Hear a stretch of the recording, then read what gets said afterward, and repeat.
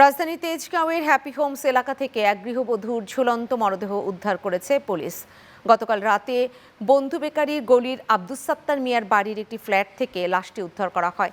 তেজগাঁও শিল্পাঞ্চল থানার ওসি মাহবুবুর রহমান জানান, গত রাত 11টার দিকে ফোন পেয়ে ওই ফ্ল্যাটে গিয়ে সিলিং ফ্যানের সঙ্গে ঝুলন্ত অবস্থায় গৃহবধূ জেসমিন আক্তার বিথির মরদেহ উদ্ধার করে পুলিশ।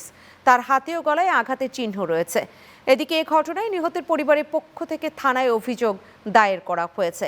এতে উল্লেখ করা হয়, গত 7 বছর আগে আল আমিনের সাথে বিথির বিয়ে হয়। এরপর থেকেই বিভিন্ন সময় যৌতুকের জন্য বিথিকে নির্যাতন করতেন আল আমিন। গতকাল রাতেও বিথি তার বাবাকে ফোন করে জানান, যৌতুকের জন্য তার উপর নির্যাতন করা হচ্ছে। এর কিছুক্ষণ পরই বিথির মৃত্যুর সংবাদ আসে বলেও অভিযোগে উল্লেখ করা হয়। অভিযোগে বিথির স্বামী আল আমিন, তার ভাই মুক্তার হোসেন ও আল আমিনের ভাবি হালিমা আক্তার সহ অজ্ঞাত 3-4 জনকে আসামি করা হয়েছে।